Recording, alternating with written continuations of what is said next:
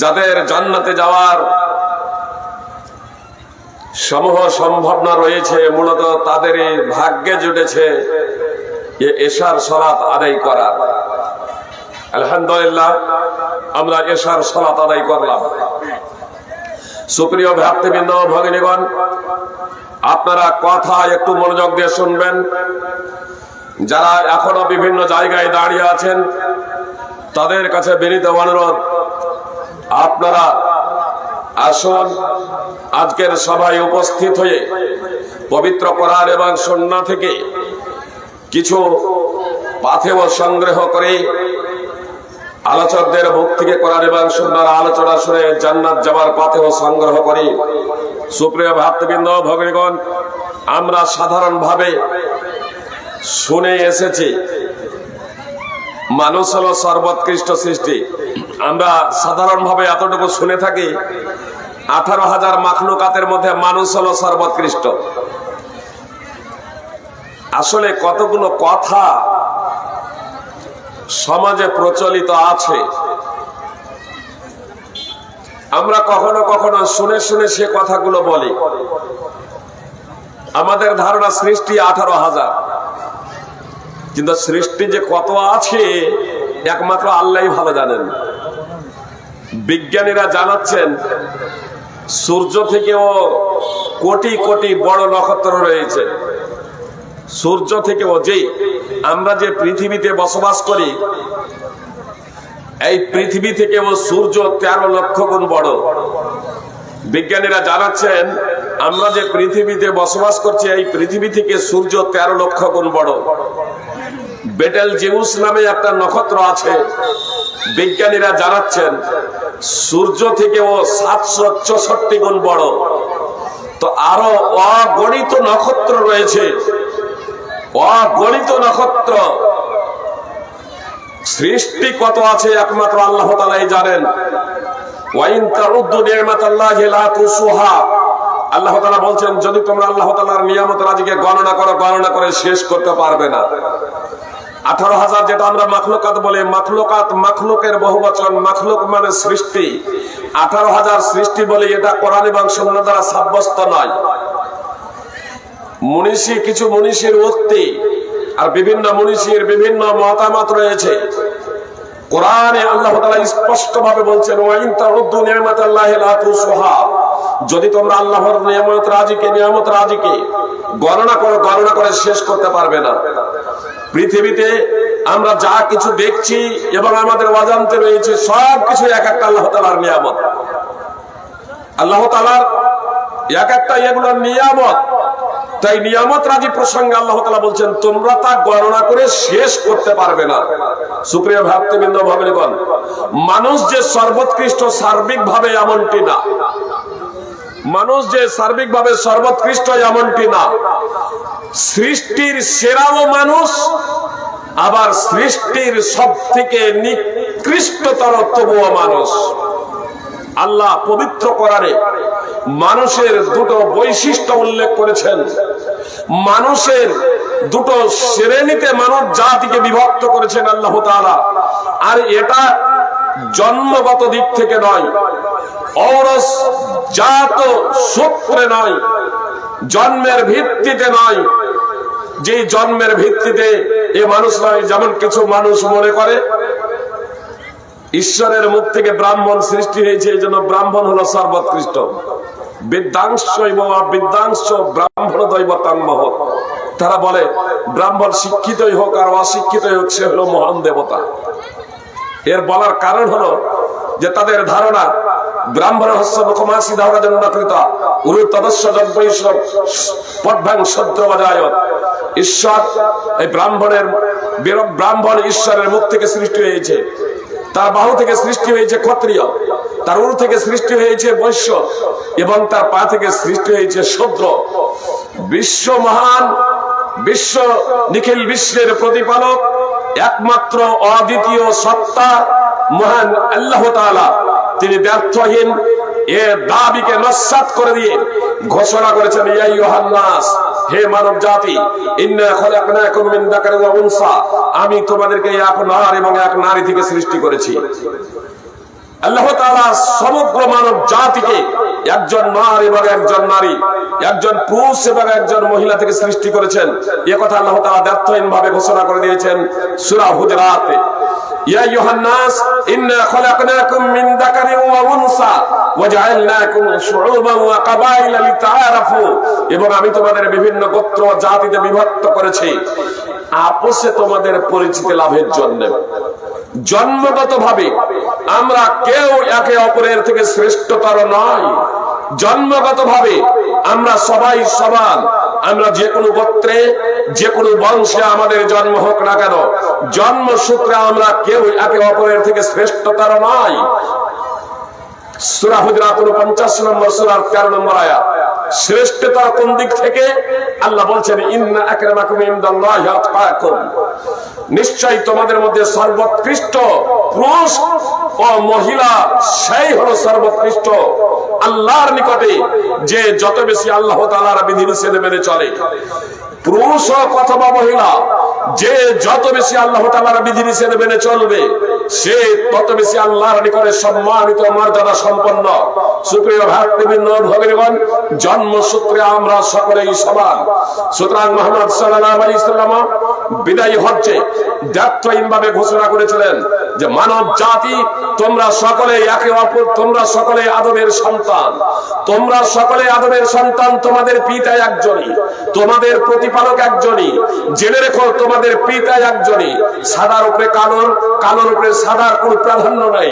ইল্লা বিত্তাকওয়া, যদি একে অপরের থেকে কেউ শ্রেষ্ঠতর হয়, একে অপরের থেকে কেউ সম্মানিত হয়, একে অপরের থেকে কেউ যদি ভালো যদি হয়, তাহলে তাকওয়ার ভিত্তিতে আল্লাহর ভয় যার অন্তরে আছে, যে যত বেশি বিশ্ববিধাতা প্রদত্ত জীবন ব্যবস্থা অনুযায়ী জীবনযাপন করে, সে তত বেশি পরহেজগার, সে তত বেশি মুত্তাকি, সে তত বেশি আল্লাহ ভীরু, সে তত বেশি আল্লাহর নিকটে সম্মানিত, সে তত বেশি আল্লাহর নিকটে মর্যাদা সম্পন্ন। মুহাম্মদ সাল্লাল্লাহু আলাইহি ওয়াসাল্লাম এই বিষয়টিকে আরো এভাবে উল্লেখ করেছেন, কুল্লু মাউলুদি ইউলাদু আলাল ফিতরা, প্রত্যেকটা শিশু ফিতরাতের উপরে জন্মগ্রহণ করে। প্রত্যেকটা শিশু ফিতরাতের উপরে জন্মগ্রহণ করে, অর্থাৎ ইসলামের উপরে জন্মগ্রহণ করে। ফাআবাহু ইউহাব্বিদানিহি আও ইউনাসসিরানিহি আও ইউমাজ্জিসানিহি, অতঃপর তার পিতামাতা তাকে ইহুদি বানায় অথবা খ্রিস্টান বানায় অথবা অগ্নি পূজক বানায়। সহিহ বুখারী হাদিস নম্বর 1385, সহিহ মুসলিম সহ বিভিন্ন হাদিস গ্রন্থে হাদিস আছে। অপর বর্ণনায় রয়েছে সহিহ মুসলিমের এবং তিরমিজির একটি বর্ণনাতে আয়ুশারিকানিহি, অথবা তার পিতামাতা তাকে মুশরিক বানায়। সুপ্রিয় ভক্তবৃন্দ, ভগিনীগণ, কোন বর্ণনাতে নেই যে তাকে তার পিতামাতা তাকে মুসলমান বানায়। এ কথা কেন রাসূল সাল্লাল্লাহু আলাইহি ওয়াসাল্লাম বললেন না? এজন্যই বললেন না যে প্রত্যেকেই তো মুসলিম হিসেবে জন্মগ্রহণ করে, প্রত্যেকেই ইসলামের উপরে জন্মগ্রহণ করে, প্রত্যেকেই তাওহীদের উপরে জন্মগ্রহণ করে, প্রত্যেকেই মুসলিম হিসেবে জন্মগ্রহণ করে। সহিহ মুসলিমের বর্ণনাতে এভাবে রয়েছে, ফাইন কানা মুসলিমাইনে ইন কানা মুসলিমাইনে ফামুসলিম, যদি তার পিতামাতা মুসলমান হয় তাহলে সে মুসলিম হয়। কিন্তু এ কথা বলা হলো না যে তার পিতামাতা তাকে মুসলমান বানায়। যেমন ইহুদি খ্রিস্টান, তার পিতামাতা তাকে ইহুদি বানায়, তার পিতামাতা তাকে খ্রিস্টান বানায়, তার পিতামাতা তাকে মুশরিক বানায়, তার পিতামাতা তাকে অগ্নি পূজক বানায়। মুসলমানের ক্ষেত্রে মুহাম্মদ সাল্লাল্লাহু আলাইহি সাল্লাম বলছেন, ইন কানা মুসলিমাইনে, যদি পিতামাতা মুসলমান হয় মুসলিম, তাহলে ওই সন্তানটা মুসলিম হয়।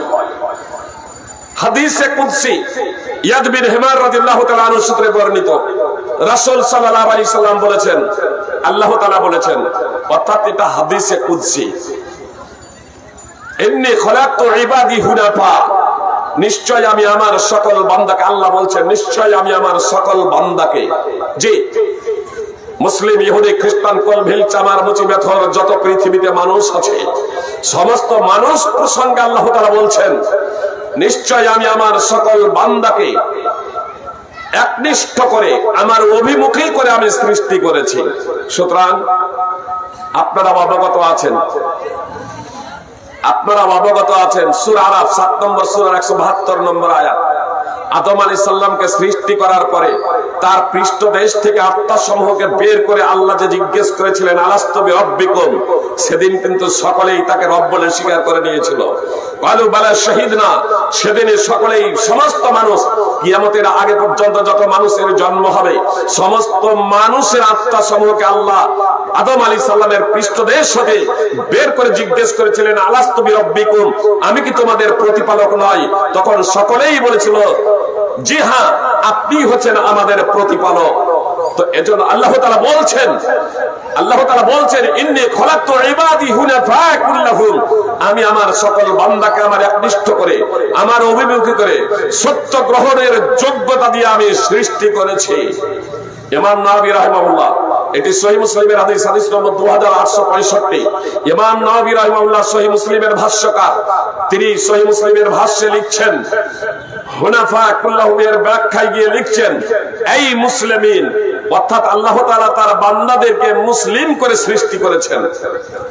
তারপরে বলেছেন কথিত বলে, জি কথিত বলে, কিন্তু এই মুসলিমিন এখানে কথিত শব্দ ব্যবহার করা হয়নি, বলা হয়েছে, এ কথা বলা হয় নাই।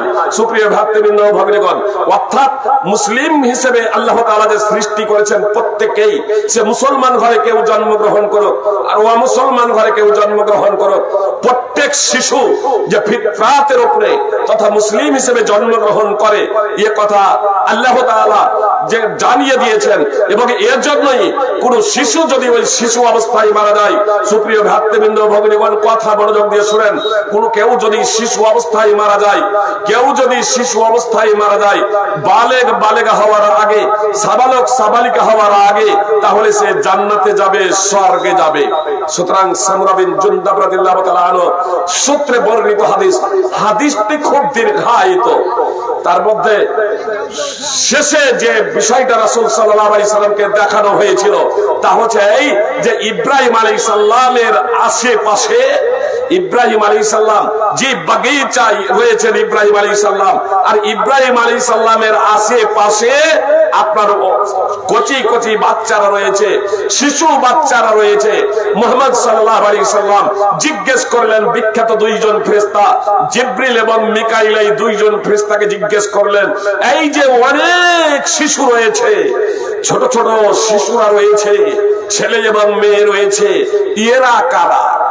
তো তারা জবাব দিলেন, ফেরেশতারা জবাব দিলেন মুহাম্মদ সাল্লাল্লাহু আলাইহি সাল্লামকে, কুল্লু মাউলুদিন মাতা আলাল ফিতরা, এই শিশুগুলো ইব্রাহিম আলাইহিস সালামের আশেপাশে যারা, জি মুহাম্মদ সাল্লাল্লাহু আলাইহি সাল্লামকে জিবরিল এবং মিকাইল নিয়ে গিয়েছিলেন, জি একদা মুহাম্মদ সাল্লাল্লাহু আলাইহি সাল্লামের মেরাজ হয়েছিল আপনারা জানেন, আর আপনার আসমানে, জি সপ্ত আসমানে আপনার ইব্রাহিম আলাইহিস সালামকে দেখেছিলেন মুহাম্মদ সাল্লাল্লাহু আলাইহি সাল্লাম, যে সেখানে রয়েছেন ইব্রাহিম আলাইহিস সালাম। আর পরে আবার জিবরিল এবং মিকাইল আলাইহিস সালাম একদা নিয়ে গেলেন মুহাম্মদ সাল্লাল্লাহু আলাইহি সাল্লামকে, এবং দেখছেন যে ইব্রাহিম আলাইহিস সালাম বাগিচায় রয়েছেন আর তার আশেপাশে অনেক ছেলে মেয়ে রয়েছে। তো মুহাম্মদ সাল্লাল্লাহু আলাইহি সাল্লাম জিজ্ঞেস করলেন, এই যে ছেলে এবং মেয়ে, এই ছেলে মেয়েগুলো কারা?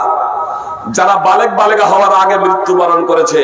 জিবরিল এবং মিকাইল আলাইহিস সালাম ওই কচি কাচাদের প্রসঙ্গে বললেন, কুল্লু মাউলুদিন মাতা আলাল ফিতরা, এরা হচ্ছে সেই সব শিশু যারা কচি অবস্থায়, শিশু অবস্থায় মৃত্যুবরণ করেছিল। সাহাবায়ে কেরাম রাদিয়াল্লাহু তাআলা আনহুদের সামনে যখন রাসূল সাল্লাল্লাহু আলাইহি সাল্লাম এই বিষয়টি বর্ণনা করছেন, তখন সাহাবায়ে কেরাম বিষয়টি স্পষ্ট হওয়ার জন্য রাসূল সাল্লাল্লাহু আলাইহি সাল্লামকে জিজ্ঞেস করে বসলেন, ওয়া আওলাদুল মুশরিকিন, আল্লাহ রাসূল সাল্লাল্লাহু আলাইহি সাল্লাম মুশরিকদের ছেলে মেয়েরা কোথায়? বাগিচায় রয়েছে, আনন্দদায়ক স্থানে রয়েছে, নিয়ামত রাজি ভোগ করছেন।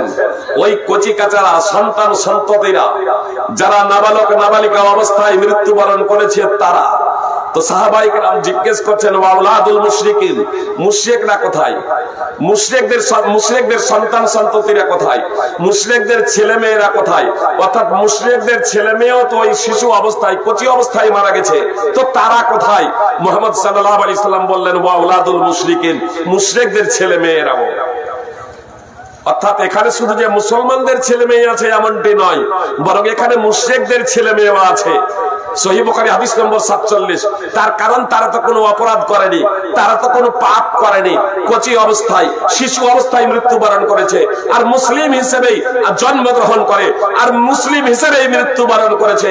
তাদের ইহুদি খ্রিস্টান হওয়ার আগে, তাদের নাস্তিক হওয়ার আগে, তাদের মুশরিক হওয়ার আগে তারা মৃত্যুবরণ করেছে, এই জন্য জান্নাতে যাবে। এখন থাকলো সাবালক সাবালিকা হয়ে যাওয়ার পরে কেউ ইহুদি হয়ে যাবে, কেউ খ্রিস্টান হয়ে যাবে, কেউ মুশরিক হয়ে যাবে, কেউ নাস্তিক হয়ে যাবে। নাম তার মুসলমান হলেও তার মধ্যে যদি গুণ এবং বৈশিষ্ট্য না থাকে, সুপ্রিয় ভাই এবং বোন, ভালো গুণ এবং বৈশিষ্ট্য না থাকে, তাহলে সে জান্নাতে যেতে পারবে না। আল্লাহ তাআলা সমগ্র মানব জাতিকে বৈশিষ্ট্যের দিক থেকে, গুণাবলীর দিক থেকে দুটো শ্রেণীতে ভাগ করে দিয়েছেন। আল্লাহ বলছেন, ইন্নাল্লাযীনা কাফারু মিন আহলিল কিতাবি ওয়াল মুশরিকিন, ইন্নাল্লাযীনা কাফারু মিন আহলিল কিতাবি ওয়াল মুশরিকিন ফি নারি জাহান্নাম খালিদিন ফিহা। আল্লাহ তাআলা বলছেন, নিশ্চয়ই আহলি কিতাবদের মধ্যে যারা কাফির, যাদেরকে আসমানি গ্রন্থ দেওয়া হয়েছিল, কিন্তু আসমানি গ্রন্থ পাওয়া সত্ত্বেও যারা কাফির হয়ে গেছে, আসমানি গ্রন্থ দেওয়া সত্ত্বেও যারা কাফের হয়ে গেছে এবং যারা মুশরিক, আল্লাহ বলছেন জাহান্নামের আগুনে তারা থাকবে, খালিদিনা ফিহা, সেখানে তারা স্থায়ী হবে। কাফের এবং মুশরিক, আহলে কিতাব যাদেরকে আসমানি গ্রন্থ দেওয়া হয়েছিল, যে জেনে রাখবেন মুহাম্মদ সাল্লাল্লাহু আলাইহি সাল্লামের নবী এবং রাসূল হওয়ার পরে কোন ব্যক্তি যদি মুহাম্মদ সাল্লাল্লাহু আলাইহি সাল্লামের নবী হওয়া এবং রাসূল হওয়া প্রসঙ্গে শুনলো আর শোনার পরে ঈমান আনয়ন না করে, তাহলে সেও কাফের, সেও জাহান্নামে যাবে। এই কথা মুহাম্মদ সাল্লাল্লাহু আলাইহি সাল্লাম স্পষ্টভাবে জানিয়ে দিয়েছেন সূরা সহিহ মুসলিম হাদিস নম্বর 153। এবং আল্লাহ তাআলা পবিত্র কোরআনে দায়িত্বহীনভাবে ঘোষণা করেছেন, ওয়া মান ইয়াবতাগি গায়রাল ইসলামে দীনান ফালা ইউকবালা মিনহু ওয়া ফিল আখিরাতি মিনাল খাসিরিন। যে কেউ ইসলাম ছাড়া অন্য কোন দ্বীনকে জীবন ব্যবস্থা হিসেবে গ্রহণ করবে, যে কেউ ইসলাম ছাড়া অন্য কোন জীবন ব্যবস্থাকে গ্রহণ করবে, অন্য ধর্মকে গ্রহণ করবে, দ্বীনে ইসলাম ছাড়া অন্য ধর্ম যে তালাশ করবে, অনুসন্ধান করবে, তা তার নিকট থেকে কিঞ্চিত মাত্র গ্রহণ করা হবে না, এবং আখিরাতে সে হবে ক্ষতিগ্রস্তদের অন্তর্ভুক্ত। সূরা আলে ইমরান 3 নম্বর সূরার 85 নম্বর আয়াত। এত দ্বারা স্পষ্ট হয়ে গেল, কোন ব্যক্তি যদি আপনার মুসলিম না হয়ে মৃত্যুবরণ করে, তাহলে সে নরকে যাবে, জাহান্নামে যাবে। এজন্য আল্লাহ তাআলা বলেছেন, ইয়া আইয়ুহাল্লাযীনা আমানুত্তাকুল্লাহা হাক্কা তুকাতিহি ওয়া লা তামুতুন্না ইল্লা ওয়া আনতুম মুসলিমুন। হে ঈমানদারেরা, হে মুসলমানেরা, তোমরা আল্লাহকে যথাসাধ্য ভয় করো এবং মুসলিম না হয়ে মৃত্যুবরণ করো না। সূরা আলে ইমরান 3 নম্বর সূরার 102 নম্বর আয়াত। আল্লাহ তাআলা দায়িত্বহীনভাবে ঘোষণা করলেন, হে ঈমানদারেরা, তোমরা আল্লাহ তাআলাকে ভয় করার মতো ভয় করো আর মুসলিম না হয়ে মৃত্যুবরণ করো না। মুসলমানদের বলছেন মুসলিম না হয়ে মৃত্যুবরণ করো না। এ কথা কেন বলছেন? এসআইআর আমাদের পশ্চিম বাংলায় চলছে, তাই তো? এসআইআর আমাদের পশ্চিম বাংলায় চলছে। এসআইআর এর ফর্ম ফিল আপ করবে কারা? যাদের 2025-এ ভোটার লিস্টে নাম আছে তারা। 2000 ভোটার লিস্টে যাদের নাম নেই তারা এসআইআর এর ফর্ম পূরণ করবে না। আবার 2025-এ যাদের ভোটার লিস্টে নাম আছে তারা তো ফর্ম ফিল আপ করবে। 2002-এ যদি তাদের নাম থাকে, অথবা তার বাপ মায়ের নাম থাকে, অথবা তার দাদা দাদির নাম থাকে, তাহলে ঠিক আছে, অন্যথায় ভারতে থাকার তার অধিকার কেড়ে নেওয়া হবে। তাহলে যার নাম আছে, আল্লাহ বলছেন মুসলমানদেরকে, তোমরা মুসলিম না হয়ে মৃত্যুবরণ করো না। এ কথা কেন বললেন জানেন? যে কোনো মুহূর্তে আমার এবং আপনার ঈমান এবং ইসলাম নষ্ট হয়ে যেতে পারে, যে কারণে আমি এবং আপনি মুশরিকে পরিণত হয়ে যেতে পারি। আল্লাহ তাআলা যেহেতু মুশরিকদের জন্য জাহান্নাম প্রস্তুত করে রেখেছেন, কঠিন শাস্তি প্রস্তুত করে রেখেছেন, এজন্য আল্লাহ তাআলা ব্যর্থহীনভাবে ঈমানদারদেরকে সচেতন করে দিচ্ছেন, সতর্ক করে দিচ্ছেন, ওয়ালা তামুতুন্না ইল্লা ওয়া আনতুম মুসলিমুন। তোমরা মুসলিম না হয়ে মৃত্যুবরণ করো না, অর্থাৎ তোমরা সদা সর্বদা সচেতন থাকবে। সুপ্রিয় ভাই এবং বোন, যাদের আধার কার্ড আছে তাদেরই আপডেটের কথা বলা হয়, তাই তো? যার আধার কার্ড নাই তাকে আপডেট করতে বলা হবে না।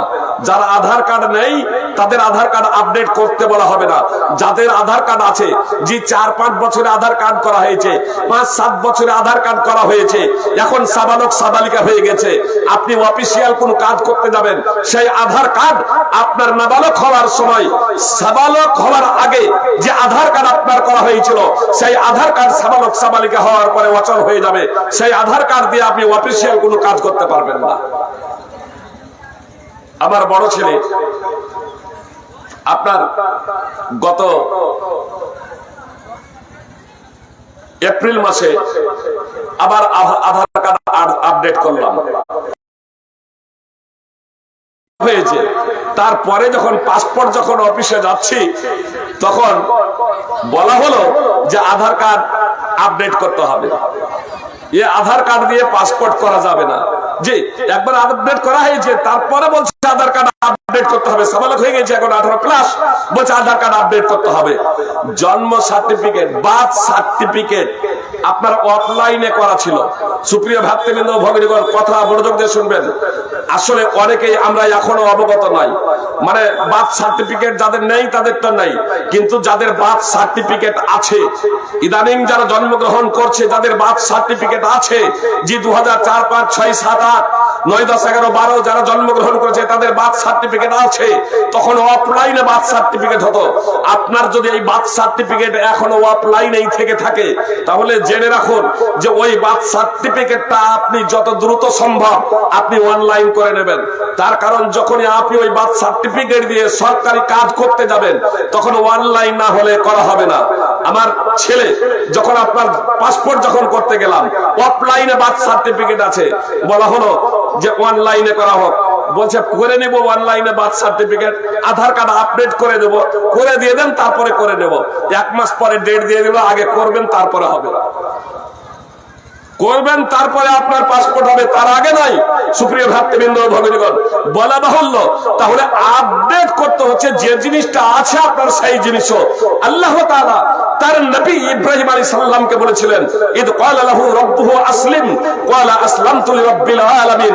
সূরা বাকরা 2 নম্বর সূরার 131 নম্বর আয়াত। আল্লাহ তাআলা যখন ইব্রাহিম আলাইহিস সালামকে বললেন তুমি আত্মসমর্পণ করো, আল্লাহ তাআলা যখন ইব্রাহিম আলাইহিস সালামকে বললেন তুমি আত্মসমর্পণ করো, ইসলাম আনয়ন করো, ইসলাম গ্রহণ করো, তখন ইব্রাহিম আলাইহিস সালাম বললেন আমি নিখিল বিশ্বের প্রতিপালকের জন্য আত্মসমর্পণ করলাম। আত্মসমর্পণ, যে আমার আপনার সন্তান সন্ততি যারা আছে তথা আমরা যারা নিজেদেরকে মুসলমান দাবি করছি, শুধু নামটি আব্দুল্লাহ আব্দুর রহমানের কারণে মুসলমান হওয়া যাবে না, নামটি আব্দুল্লাহ আব্দুর রহমানের কারণে আজীবন মুসলমান থাকা যাবে না। মুহাম্মদ সাল্লাল্লাহু আলাইহি সাল্লামের আপন চাচা আবু তালেব নামটা মুসলমানি নাম, মুসলমানি নাম। আবু তালেব নামটা মুসলমানি নাম। আমার এক ক্লাসমেট আবু তালেব, আমার ক্লাসমেট ছিল আবু তালেব, আর আমার জুনিয়র ঝাড়খণ্ডের ছিল আবু তালেব। তো আবু তালেব আমার উস্তাদে মুহতারাম আব্দুল হামিদ হাফিজাহুল্লাহ, তার সন্তান আমার ক্লাসমেট আবু তালেব। তো মুসলমানদেরও নাম আবু তালেব, আবার মুসলিম মুশরিকদেরও নাম আবু তালেব। নামটা মুসলমানি নাম। সুপ্রিয় ভ্রাতৃবৃন্দ ভগিনীগণ, আই আবু তালেব মুহাম্মদ সাল্লাল্লাহু আলাইহি সাল্লামের চাচা, আজীবন মুহাম্মদ সাল্লাল্লাহু আলাইহি সাল্লামের সাহায্য সহায়তা করেছিল। যে মসজিদ হারামের যখন পুনর্নির্মাণ যখন হয়, তখন এই আবু তালেব সহ আবু জাহাল আবু লাহাবেরা মক্কার মুশরিকরা অংশগ্রহণ করেছিল, কিন্তু তাদের ওই মসজিদ হারাম নির্মাণ করাও তাদের কোনো উপকারে আসবে না, তাদের কোনো কাজে লাগবে না ঈমান না থাকার কারণে। এজন্য 1 নম্বর শর্ত হচ্ছে ঈমান আনয়ন করা। আর এই ঈমানের দৃষ্টিকোণ থেকে আল্লাহ তাআলা সমগ্র মানব জাতিকে দুটো শ্রেণীতে বিভক্ত করে দিয়েছেন। আল্লাহ বলছেন ইন্নাল লাযীনা কাফারু মিন আহলিল কিতাবি ওয়াল মুশরিকিনা ফী নারি জাহান্নাম খালিদিনা ফিহা, নিশ্চয়ই কিতাবীদের মধ্যে যারা কুফরি করেছে এবং যারা মুশরিক জাহান্নামের আগুনে তারা অবস্থান করবে, সেখানে তারা স্থায়ীভাবে থাকবে, স্থায়ীভাবে থাকবে। উলাইকা হুম শাররুল বারিয়া, এরাই হলো সৃষ্টির নিকৃষ্টতর। আল্লাহ কি বললেন? সর্বোৎকৃষ্ট মানুষই কথা বললেন না, আল্লাহ মানুষকে দুটো শ্রেণীতে ভাগ করে দিয়েছেন। তারপরে বলছেন যারা কুফরি করে, যারা শিরক করে, এরা হচ্ছে সৃষ্টির সবথেকে নিকৃষ্টতর। আল্লাহ বলছেন ওয়ালাকাদ যারা'না লিজাহান্নামা কাসীরাম মিনাল জিন্নি ওয়াল ইনস লাহুম কুলুবুন লা ইয়াফকাহুনা বিহা ওয়া লাহুম আ'য়ুনুন লা ইবসিরুনা বিহা ওয়া লাহুম আযানুন লা ইয়াসমাউনা বিহা উলাইকা কাল আনআম বাল হুম আদাল উলাইকা হুমুল গাফিলুন। সূরা আরাফ 7 নম্বর সূরার 179 নম্বর আয়াত। আল্লাহ তাআলা মাত্র আয়াতে বললেন আমি অনেক মানুষ এবং জিনকে সৃষ্টি করেছি জাহান্নামের জন্য। কথা মনোযোগ দিয়ে শুনবেন। আল্লাহ বলছেন অনেক মানুষ এবং জিনকে সৃষ্টি করেছি জাহান্নামের জন্য। বলবেন জাহান্নাম? জি, তার কারণ উল্লেখ করছেন আল্লাহ তাআলা। কোন মানুষ এবং জিনগুলো জাহান্নামে যাবে? লাহুম কুলুবুল লা ইয়াফকাহুনা বিহা, অন্তর যাদের আছে কিন্তু অন্তর দিয়ে যারা বুঝে না। লাহুম আয়ুনুন লা ইবসিরুনা বিহা, চোখ আছে চোখ দ্বারা দেখে না। লাহুম আযানুন লা ইয়াসমাউনা বিহা, যাদের কান আছে কান দ্বারা শুনে না। উলাইকা কাল আনআম, আল্লাহ বলছেন এরা চতুষ্পদ জন্তুর মতো। আল্লাহ বলছেন এরা চতুষ্পদ জন্তুর মতো। বাল হুম আদাল, বরং চতুষ্পদ জন্তু থেকে এরা নিকৃষ্টতর পথভ্রষ্ট। চতুষ্পদ জন্তু থেকে এরা পথভ্রষ্ট গুমরাহ। উলাইকা হুমুল গাফিলুন, এরাই হচ্ছে গাফেল, এরাই হচ্ছে বেখবর। সূরা আরাফের 179 নম্বর আয়াত। সুপ্রিয় ভ্রাতৃবৃন্দ ভগ্নীগণ, আল্লাহ এখানেও বললেন কিছু মানুষকে, যে মানুষ এবং জিনগুলো জাহান্নামে যাবে তাদের প্রসঙ্গে বললেন এরা চতুষ্পদ জন্তুর মতো, বরং বললেন চতুষ্পদ জন্তু থেকে এরা নিকৃষ্টতর। তাহলে সমস্ত মানুষ উৎকৃষ্ট, সমস্ত মানুষ সৃষ্টির সেরা, এ কথা সঠিক না? সুপ্রিয় ভ্রাতৃবৃন্দ ভগ্নীগণ, কথা মনোযোগ দিয়ে আল্লাহ তাআলা সূরা বাইয়িনা 98 নম্বর সূরার 6 নম্বর আয়াতে বললেন নিশ্চয় যারা কিতাবীদের মধ্যে কুফরি করেছে, অর্থাৎ যাদেরকে আসমানি কিতাব দেওয়া হয়েছে কিন্তু তারা কুফরি করেছে, এবং যারা মুশরিক আল্লাহ তাআলার সাথে অংশীদার সাব্যস্ত করেছে, এরা সকলেই জাহান্নামের আগুনে অবস্থান করবে, তারা স্থায়ীভাবে জাহান্নামে থাকবে। এরা হচ্ছে সৃষ্টির সবথেকে নিকৃষ্টতর। আর সূরা আরাফেও আল্লাহ তাআলা বললেন চতুষ্পদ জন্তু থেকে এরা নিকৃষ্টতর। এবার আসুন এই বিষয়টা প্রথমত একটু বোঝার প্রচেষ্টা করি।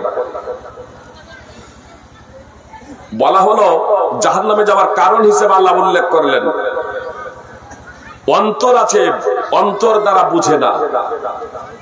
অন্তর আছে, অন্তর দ্বারা বুঝে না। জ্ঞান চক্ষু হচ্ছে হৃদয়, তিনে নেত্র। নেত্র মানে চোখ, তো চোখ দুটা। জ্ঞান চক্ষু তিনে নেত্র। তিনে নেত্র বলা হয় জ্ঞান চক্ষুকে ধরে তিনটা নেত্র, তিনটা চোখ। তো আল্লাহ বললেন অন্তর আছে কিন্তু অন্তর দ্বারা বুঝে না। চোখ আছে চোখ দ্বারা দেখে না, কান আছে কান দ্বারা শুনে না। বলবেন ভাইজি সাহেব, কাফেররাও মুশরিকরাও যারা আল্লাহর অবাধ্য তারাও তো চোখ দ্বারাই দেখে, তারাও তো কান দ্বারাই শুনে, তারাও তো অন্তর দ্বারাই বুঝে। সুপ্রিয় ভাই বন্ধুগণ, চতুষ্পদ জন্তুর থেকে মত বলা হয়েছে তার থেকে নিকৃষ্ট। এই বিষয়টা একটা উপমা দিয়ে বোঝাই, তাহলে আপনাদের বুঝতে সুবিধা হবে। মনে করুন আমরা দু ভাই পাশাপাশি বসবাস করি। আমার একটা ছাগল আছে, ভাইয়ের 10টা ছাগল। একটা ছাগলের পেট থেকে বাকি ছাগলগুলো জন্মগ্রহণ করেছে। একদা আমার ছাগলও বাড়ির বাইরে এসেছে, ভাইয়ের ছাগলগুলো বাড়ির বাইরে এসেছে। আমার ছাগলে তার একটা ছাগলকে চিৎ করে ফেলে দিয়ে শিং দিয়ে গুঁতচ্ছে। ওই ছাগলটা তলে পড়ে চিৎকার করছে। বাকি যে 9টা ছাগল আছে, তো ওই 9টা ছাগল ওই ছাগলটার চিৎকার আওয়াজটা কানে শুনতে পাচ্ছে না? পাচ্ছে না? কানে শুনতে পাচ্ছে। যখন চিৎকার করবে তার দিকে তারা তাকাবে না? তাকাবে না? তার দিকে তাকাবে। তাহলে কানে শুনলো, চোখে দেখলো। ওই ছাগলটার কষ্ট হচ্ছে, ওই ছাগলগুলো বুঝতে পারবে না? পারবে না? অনুধাবন করবে। যে শুধু ছাগল নয়, লজ্জাবতী এক ধরনের গাছ আছে, হাত দিয়ে স্পর্শ করবেন তো পাতাগুলো জড়ো জড়ো হয়ে যাবে। হয় না? হয় না? পাতাগুলো জড়ো জড়ো হয়ে যায়। তো আপনার যে বৃক্ষ লতা গুল্ম আছে, তাদেরও আপনার কিছুটা বোধ শক্তি আছে, বুঝার ক্ষমতা আছে, চতুষ্পদ যন্ত্র বুঝার ক্ষমতা আছে। সুপ্রিয় ভ্রাতৃবৃন্দ ও ভগ্নীগণ, কথা মনোযোগ দিয়ে শুনুন। আপনার একটা ছাগল আপনার পড়ে আছে মাটিতে, আর আমার ছাগলে তাকে শিং দিয়ে গুতোচ্ছে, বাকি আরো 9টা ছাগল, ওই ভাইয়ের আরো 9টা ছাগল দাঁড়িয়ে দাঁড়িয়ে এর দৃশ্য দেখছে। বলেন তো ওই 9টা ছাগল মিলে আমার ছাগলের প্রতিবাদ করবে? কি বলছেন, প্রতিবাদ করবে? একটা কুকুরকে যদি একটা কুকুরে মারে, একটা কুকুরকে যদি একটা কুকুরে মারে, তো যে কুকুরটা মার খাচ্ছে আরো আশপাশ থেকে 2-4-10টা কুকুর এসে যে কুকুরটা মার খাচ্ছে তাকেই মারবে। দেখেছেন, একটা কুকুরকে যখন কোনো কুকুরে মারে, যে কুকুরটা মার খাচ্ছে আরো 2-4টা কুকুর এসে তাকেই মারবে। তো ছাগল প্রতিবাদ করবে না, ওই কুকুর প্রতিবাদ করে না, তো ওই ছাগলের চতুষ্পদ জন্তুর মতো আল্লাহ তাআলা বলছেন, মানে দেখেও দেখে না, শুনেও শুনে না, বুঝেও বুঝে না, যাদের এমন অবস্থা। সুপ্রিয় ভাই বোন, এবার আমরা মানুষগুলোকে নিয়ে পর্যালোচনা করব। শুধু কাফের আর মুশরিক নয়, সুপ্রিয় ভাই বোন, নামাজ ছেড়ে দেওয়া কুফর এবং শিরক। নূর আলম সালাফি হাফিজাহুল্লাহ, ফজিলাতুল শেখ নূর আলম সালাফি হাফিজাহুল্লাহ, লালমাটি মাদ্রাসার প্রধান শিক্ষক, গতকালকে তিনি বলছিলেন বটতলা মাদ্রাসার জালসায় যে নামাজ ছেড়ে দেওয়া, যে ব্যক্তি সুস্তি অবহেলার কারণে নামাজ ছেড়ে দেয় সে কাফের না কাফের নয়। এ কথা বললেন যে নামাজ যদি, নামাজের অপরিহার্যতাকে কেউ যদি অস্বীকার করে, নামাজের ফরজিয়াতকে কেউ যদি অস্বীকার করে, সকল বিদ্বানের ঐক্যমতেই, সমস্ত ধর্মীয় পণ্ডিতের ঐক্যমতেই সে কাফের, সে আর মুসলমান থাকে না। কিন্তু সুস্তি অবহেলার কারণে কেউ যদি নামাজ ছেড়ে দেয় তাহলে সে কাফের না কাফের নয়।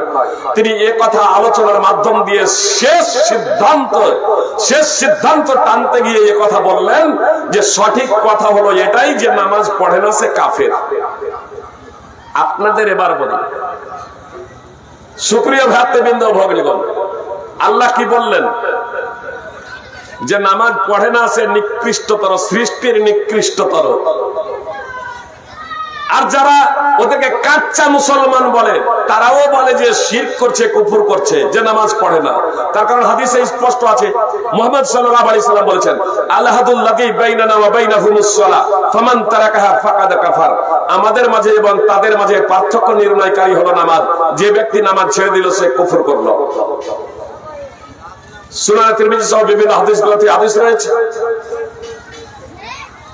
সুনানে ইবনে মাজাহ রয়েছে, লাইসা বাইনাল আবদি ওয়াশ শিরকি ইল্লা তারকুস সালাহ ফাইযা তারাকা ফাকাদ আশরাক।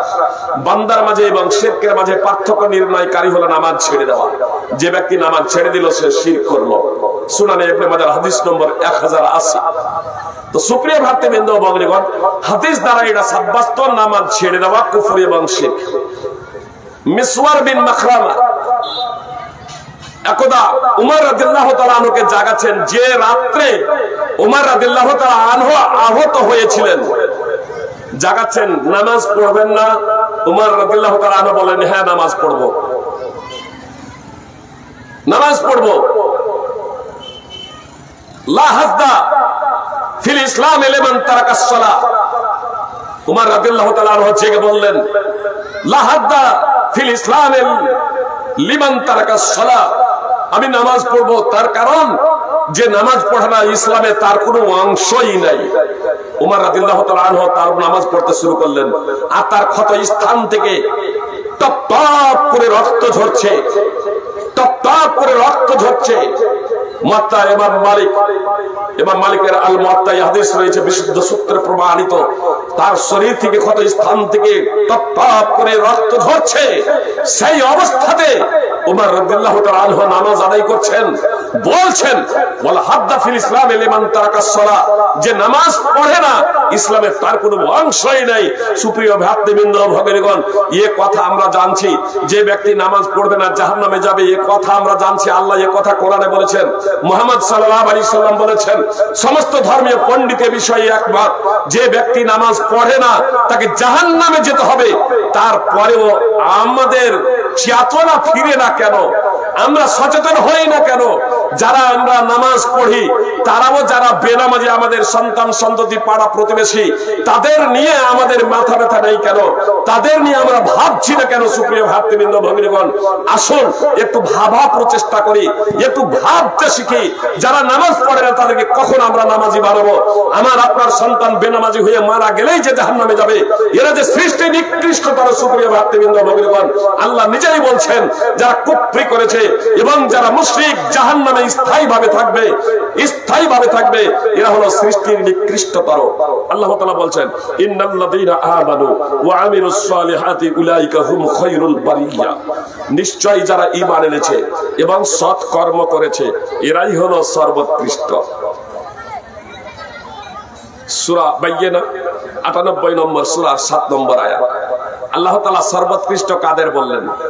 সব থেকে ভালো পুরুষ এবং মহিলা, সব থেকে সৃষ্টির মধ্যে সব থেকে ভালো কাদের বললেন জানেন? যাদের মধ্যে দুটো গুণ আছে, এক ঈমান, নম্বর ২ সৎ কর্ম। ঈমান, জিবরিল আলাইহিস সালাম একদা মুহাম্মদ সাল্লাল্লাহু আলাইহি সাল্লামের নিকটে এসে প্রশ্ন করলেন, আল্লাহ রাসূল ঈমান প্রসঙ্গে আমাকে বলুন। টাইম যেহেতু খুব বেশি নেই, খুব সংক্ষেপে সাধারণভাবে আপনাদের বলি। জিবরিল আলাইহিস সালাম মুহাম্মদ সাল্লাল্লাহু আলাইহি সাল্লামের নিকটে এসে প্রশ্ন করলেন, ঈমান কি আমাকে জানান। তখন রাসূল সাল্লাল্লাহু আলাইহি সাল্লাম বললেন, আল ঈমান আন তুমিনা বিল্লাহি ওয়া মালাইকাতিহি ওয়া কুতুবিহি ওয়া রাসূলিহি ওয়াল ইয়াউমিল আখির ওয়া তুমিনা বিল কদারি খাইরিহি ওয়া শাররিহি। ঈমান হলো আল্লাহ তাআলার প্রতি ঈমান আনা, তার মালাইকা ফেরেশতাদের প্রতি ঈমান আনা, আসমানি কিতাবের প্রতি ঈমান আনা, আসমানি গ্রন্থের উপর ঈমান আনা, নবী এবং রাসূলদের প্রতি ঈমান আনা, আখিরাতের প্রতি ঈমান আনা এবং ভাগ্যের ভালো মন্দের প্রতি ঈমান আনা। এই ঈমানের ৬টি রুকন, এই ৬টি রুকনের প্রতি যারা ঈমান আনয়ন করা, এটা হলো ঈমান। ঈমান পবিত্র করার এবং সুন্নাহর প্রতি আমাদের পুরো ঈমান আনতে হবে, পুরোটাই ঈমান। সুপ্রিয় ভাতৃবৃন্দ, কিন্তু ঈমানের রুকনগুলো এখানে উল্লেখ করা হলো যে এই ৬টি হলো ঈমানের রুকন। এই ৬টি রুকনের মধ্যে কোন একটা রুকনে যদি কারো যদি সন্দেহ থাকে, আখিরাত হবে কি হবে না কে জানে? আখিরাত হবে কি হবে না, মৃত্যুর পরে আবার পুনরুজ্জীবন হবে কি হবে না, কর্মের প্রতিফল পাওয়া যাবে কি যাবে না, এই বিষয়ে কারো যদি বিন্দু মাত্র সন্দেহ হয়, তাহলে সে ঈমানদার হতে পারবে না, তাহলে সে মুসলমান হতে পারবে না। ভাগ্যের ভালো মন্দের প্রতি বিশ্বাস স্থাপন করা, ভাগ্যের ভালো মন্দের প্রতি বিশ্বাস স্থাপন করা, কেউ যদি ভাগ্যের ভালো মন্দের উপরে বিশ্বাস স্থাপন না করে, তাহলে সে ঈমানদার হতে পারে না, তার কোনো কাজ আল্লাহ তাআলার দরবারে গৃহীত হবে না। সুতরাং বসরাতে সর্বপ্রথম মাবাদ আল জুহানি এই তাকদীরকে অস্বীকার করেছিল যে পৃথিবীতে যা কিছু আছে সবকিছু অটোমেটিকলি, পূর্ব পরিকল্পনা ছাড়াই। আব্দুল্লাহ ইবনে উমর রাদিয়াল্লাহু তাআলা আনহুর নিকটে যখন এই কথা বর্ণনা করা হলো, তো আব্দুল্লাহ ইবনে উমর রাদিয়াল্লাহু তাআলা আনহু বললেন যে তাকে গিয়ে শুনিয়ে দাও, তাদের থেকে আমি মুক্ত, তাদের সাথে আমার কোনো সম্পর্ক নেই, আর আমার সাথেও তাদের কোনো সম্পর্ক নেই। আল্লাহর কসম খেয়ে তিনি বললেন, কেউ যদি উহুদ পাহাড়ের সমপরিমাণ আল্লাহর পথে সোনা খরচ করে, তাহলে আল্লাহ তাআলা তা কবুল করবেন না। কেন? ঈমানের ৬টি রুকনের মধ্যে একটি রুকনের প্রতি সন্দেহ, একটি রুকনকে অস্বীকার করার কারণে সে আর ঈমানদার না, সে আর মুসলমান না, এজন্য তার কোনো ভালো আমল আল্লাহ কবুল করবেন না। বলছেন যে উহুদ পাহাড়ের সমপরিমাণ। সুপ্রিয় ভাতৃবৃন্দ ভগিনীগণ, উহুদ পাহাড় যে বললাম, আপনারা উহুদ পাহাড়ের নাম অনেক শুনেছেন, তাই না? উহুদ পাহাড়ের নেকি অর্জন করুন, নেকি সঞ্চয় করুন। যে জানাজার অনুসরণ করবে, রাসূল সাল্লাল্লাহু আলাইহি সাল্লাম বলছেন, যে জানাজার অনুসরণ করবে অবশেষে জানাজার নামাজ আদায় করবে এবং দাফন সম্পন্ন করবে, তো তার জন্য ২ কিরাত নেকি। মুহাম্মদ সাল্লাল্লাহু আলাইহি সাল্লাম বলেন এক একটা কিরাত উহুদ পাহাড়ের সমান।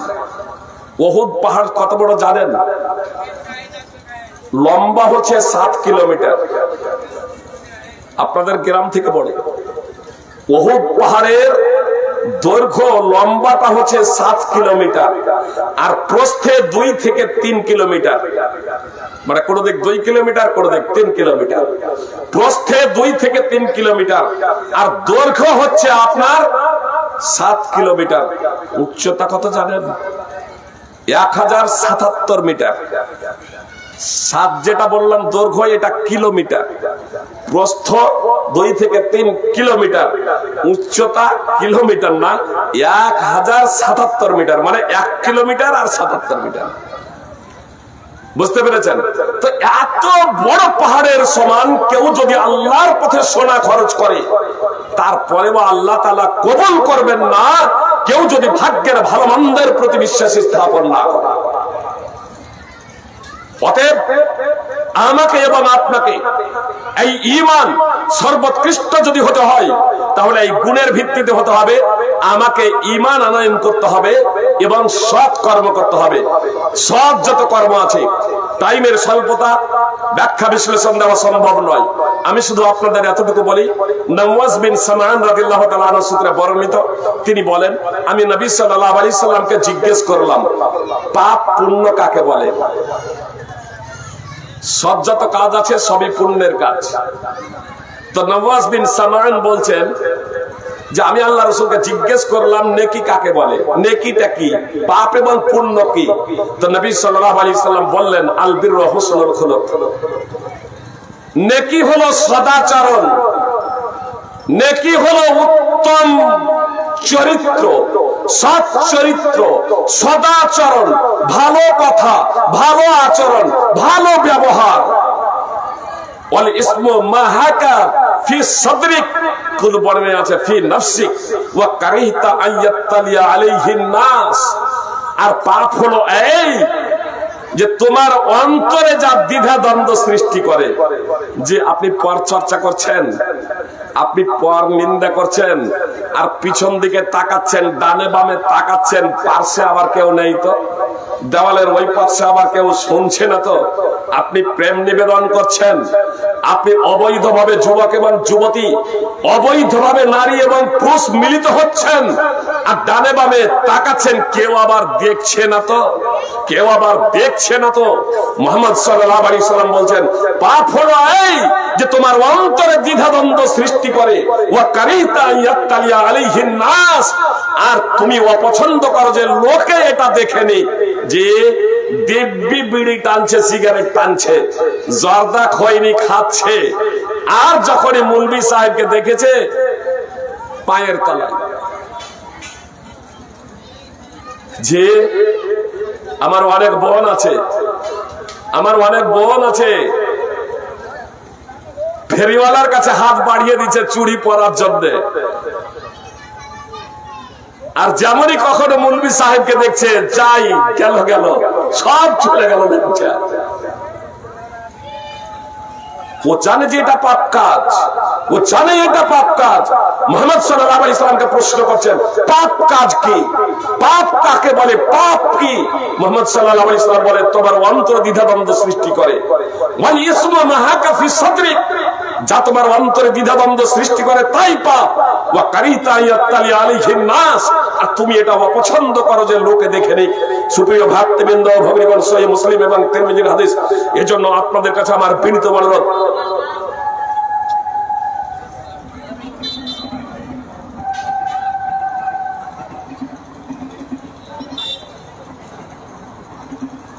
এজন্য আমাদেরকে পাপাচার থেকে দূরে থাকতে হবে, সৎ কর্মের দিকে অগ্রসর হতে হবে। জেনে রাখবেন, ইবাদতের মধ্যে শ্রেষ্ঠতম ইবাদত হলো সালাত, নামাজ প্রতিষ্ঠা করা। এজন্য সকল ভাই বোন যারা নিজেদেরকে মুসলমান বলে দাবি করেন, মুসলমান বলে যারা দাবি করেন নিজেদেরকে, আমি বলবো কাল থেকে নামাজ ধরবো এমনই, এখন এমনও নয়। এখনই অন্তরে দৃঢ় বিশ্বাস করুন, আল্লাহ তাআলার কাছে ক্ষমা প্রার্থনা করুন, তওবা করুন, এবং আজকে এশারের টাইম আছে, আপনি নামাজ শুরু করে দিন আজ থেকে, এশার থেকেই। যারা নামাজ পড়ছেন না, সুপ্রিয় ভক্তবৃন্দ, ভগ্নীগণ, মেহজাদ রাদিয়াল্লাহু তাআলা আনহু বলছেন, একদা রাসূল সাল্লাল্লাহু আলাইহি সাল্লামের বৈঠকে ছিলাম, আযান হলে রাসূল সাল্লাল্লাহু আলাইহি সাল্লাম নামাজ পড়তে চলে যান। নামাজ পড়ে এসে দেখেন যে আমি বসে আছি। নবী সাল্লাল্লাহু আলাইহি সাল্লাম জিজ্ঞেস করছেন, কি ব্যাপার? মা মানা কান্তু সাল্লিয়া, তোমাকে নামাজ পড়তে বাধা কিছু দিল, তুমি নামাজ পড়লে না কেন? তো তিনি বলছেন আমি যখন এখানে আসি আমার পরিবারে নামাজ আদায় করে এসেছি। তো রাসূল সাল্লাল্লাহু আলাইহি সাল্লাম বললেন, ইদা জিতা, তুমি যখন কোথাও যাবে, সল্লি মান নাস, তখন লোকেদের সাথে নামাজ পড়ে নেবে। ওয়াইন কুনতা কাদ সাল্লাই, যদিও তুমি সেই নামাজটা আগে পড়ে নিয়েছো। কোন জায়গায় যাচ্ছ, সেখানে দেখছো আযান হয়ে প্রথম জামাত হচ্ছে, তাহলে তুমি সেই জামাতের শরীক হয়ে যাও। সূরা নাসাঈর হাদিস নম্বর 857। অবশ্য তার আগের শব্দটা আমার ছুটে গেছে। নবী সাল্লাল্লাহু আলাইহি সাল্লাম তাকে বলেছিলেন, মা মানা কানতু সাল্লিয়া, তোমাকে নামাজ পড়তে বাধা কিসে দিল? আলাস্তা বিরাজুলিন মুসলিম, তুমি কি মুসলমান পুরুষ নও? ভাষাটার দিকে লক্ষ্য করো। আল্লাহর নবী সাল্লাল্লাহু আলাইহি সাল্লাম বলছেন, আলাস্তা বিরাজুলিন মুসলিম, তুমি কি মুসলমান পুরুষ নও? এই কথা কেন বললেন? রাজুল বলা হয়, রাজুল যখন বললেন তখন বাচ্চারা কেটে গেল, রাজুল যখন বললেন তখন মহিলারা কেটে গেল। মানে মহিলাদের কখনো কখনো নামাজ মাপ, মহিলারা নেফাসের অবস্থায় থাকতে পারে, ঋতুর হেজের অবস্থায় থাকতে পারে, পিরিয়ডের অবস্থায় থাকতে পারে, কচিদের উপরে নামাজ ফরজ না। এজন্য নবী সাল্লাল্লাহু আলাইহি সাল্লাম বললেন, আলাস্তা বিরাজুলিন মুসলিম, তুমি কি মুসলমান পুরুষ নও? তখন বললেন, আমি আমার পরিবারে নামাজ পড়ে এসেছি। তো নবী সাল্লাল্লাহু আলাইহি সাল্লাম বললেন, কোথাও যখন যাবে আবার তুমি নামাজটা আদায় করে নেবে। শীতের সময় আমি যখন আপনাদের এখানে আসি, জামা বাইনাস সালাতাইন করে, যেহেতু আমি দূর থেকে আসছি, জামা বাইনাস সালাতাইন করেই আমি আপনাদের এখানে প্রবেশ করেছি। যে বাড়িতে ছিলাম না, জামা বাইনাস সালাতাইন করেই আপনাদের এখানে প্রবেশ করেছি। জি, আর আসার পরে প্রসাব করেছি, বড় বছর নষ্ট। আবার যখন দেখলাম আজান হচ্ছে, নামাজ হবে, তাহলে আমিও আবার ওযু করে শীতের সময়, তারপর যদিও আপনার এশার নামাজটা পড়ে নিয়েছিলাম, আবার নামাজটা পড়লাম। কেন? নামাজটা পড়ে নিয়েছিলাম। নবী সাল্লাল্লাহু আলাইহি সাল্লামের হাদিস, সুপ্রিয় ভাতৃবৃন্দ ও ভগ্নীগণ, মুনাফিকরা যারা মারখা মারা মুনাফিক, তারাও নামাজ পড়তো। আপনার মতো 5 ওয়াক্তের বেনামাজি ছিল না। সূরা নিসা 4 নম্বর সূরার 142 নম্বর আয়াত অধ্যয়ন করেন, তারাও নামাজ পড়তো, কিন্তু অলসতা উদাসীনতার সহিত নামাজ পড়তো। আর আপনি তো 1 সপ্তাহ ধরে নামাজই পড়েন না, 35 ওয়াক্ত নামাজের মধ্যে মাত্র 1 ওয়াক্ত পড়েন। আর আমার মা বোনেরা তো একবারে বছরকে বছর অনুপস্থিত, তারপরেও নিজেদের মুসলমান বলে দাবি করেন। সুপ্রিয় ভাতৃবৃন্দ ভগ্নীগণ, আলেম ওলামা জানাজার নামাজ পড়ছে বলে জান্নাতের আশা করবেন না বেনামাজি হয়ে, বরং নামাজি হয়ে যান, তারপরে জান্নাতের আশা করুন। ঈমানদার হয়ে যান, সৎ কর্ম করেন। আল্লাহ তাআলা আমাদের প্রকৃত ঈমানদার এবং সৎ কর্ম করার তৌফিক দান করেন, আমিন। সুপ্রিয় ভাতৃবৃন্দ ভগ্নীগণ, একটা প্রশ্ন করা হয়েছে,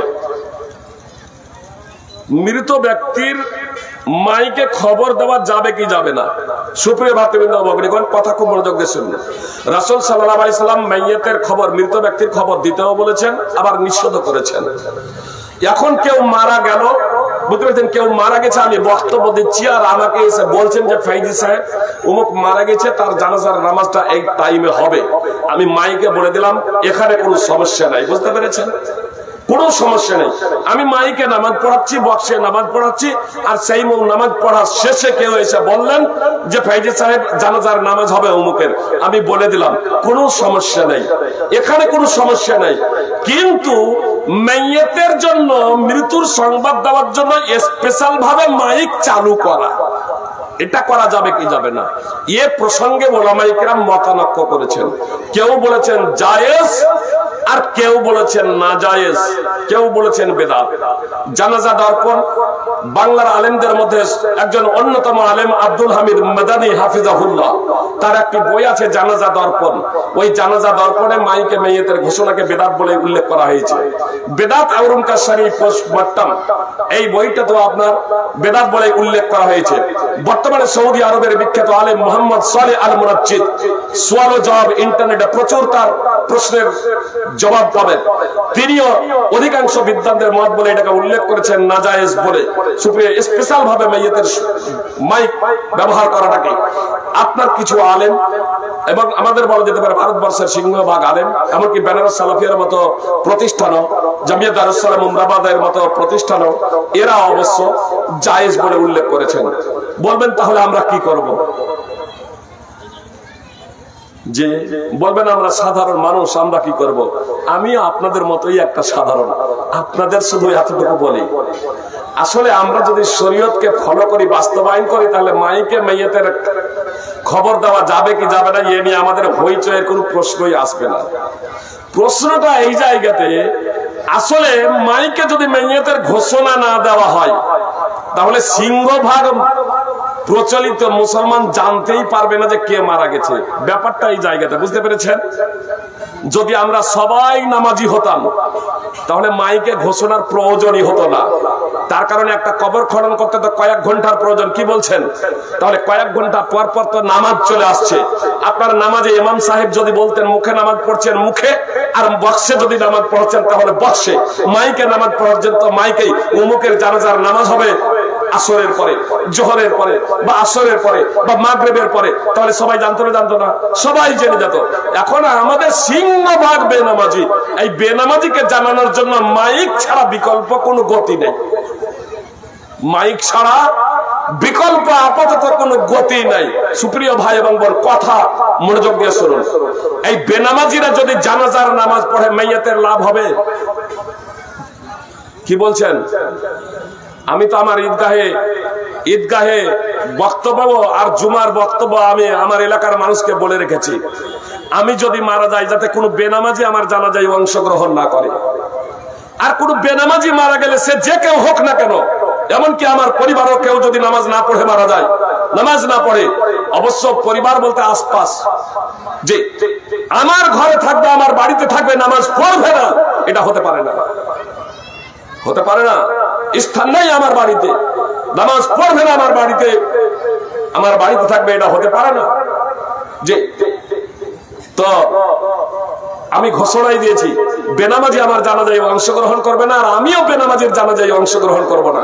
এখন আসল কথাতে আসি, বেনামাজি যদি জানাজার নামাজ পড়ে তাহলে লাভ হবে কি? বেনামাজির যদি নামাজ যদি পড়া হয়, অন্যান্য আলেমদের কথা ছেড়ে দিলাম, আপনাদের লালমাটি মাদ্রাসার যোগ্যতম আলিম ফাজিলাতুল শেখ নূর আলম সালাফি হাফেজাহুল্লাহ যে বললেন, সঠিক কথা হলো বেনামাজি কাফের। সঠিক কথা যদি এটা হয় তাহলে প্রথম নম্বর কথা হচ্ছে যে যেহেতু ক্ষমা প্রার্থনা করাই জায়েজ নয়, কাফের জন্য ক্ষমা প্রার্থনা করা জায়েজ নয়। আপনার সূরা তাওবা 9 নম্বর সূরার 113 নম্বর আয়াত পড়বেন সুপ্রিয় ভ্রাতৃবৃন্দ ও ভগ্নীগণ।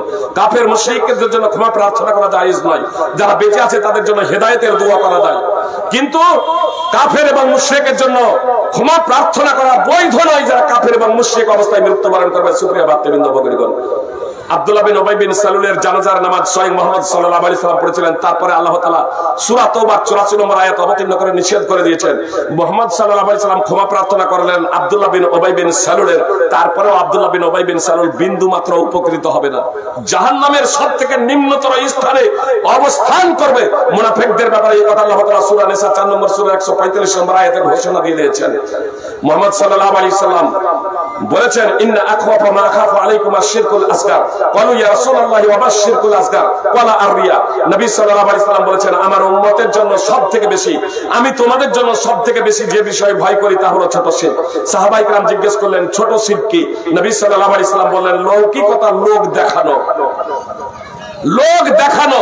সুপ্রিয় ভাই এবং বোন, বেনামাজি যারা জানাজার নামাজ পড়ে এটা আল্লাহর ভয়ে পড়ে না লোক দেখানো পড়ে? প্রথমত এটাই আগে একটু ফাইসালা হয়ে যাক, এটা একটু আমরা চিহ্নিত করে নেই।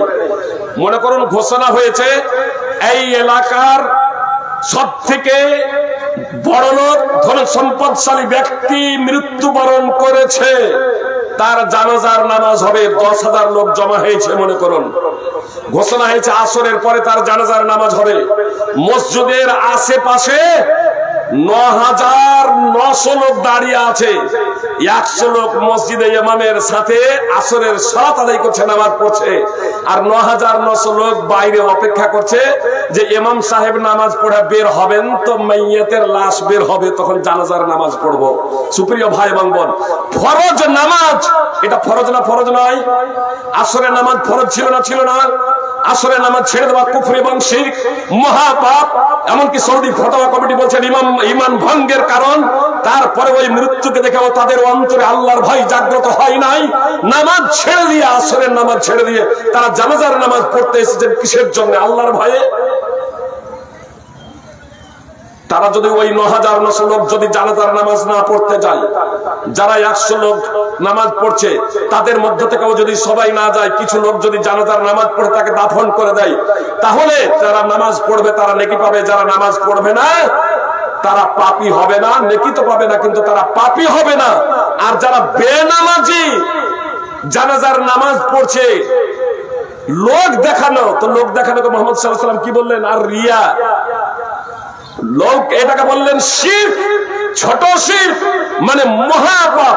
মুসনাদ আহমদের হাদিস। সুপ্রিয় ভাতৃবৃন্দ, ভগ্নীগণ, অতএব আপনাদের কাছে আমার বিনীত অনুরোধ, কেউ ভুল বুঝবেন না, আমি জানাজার নামাজ পড়তে নিষেধ করছি না, বরং আপনাদের বলছি তওবা করে নামাজি হয়ে যান, জানাজার নামাজ পড়েন, তাহলে লাভ হবে, মাইয়াতের লাভ হবে। মাইয়াত যদি নামাজি হয় আর আপনি নাকি পাবেন।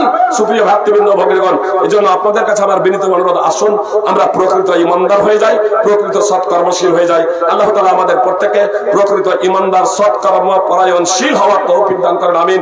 হে আল্লাহ, আমাদের অজান্তে যা কিছু ত্রুটি বিচ্যুতি হয়ে গেছে, তুমি নিজ রহমতে সেগুলোকে ক্ষমা করে দাও, আমিন। আকুলু কাউলি হাযা আস্তাগফিরুল্লাহ লি ওয়া লাকুম ওয়া লিসাইরিল মুসলিমিন।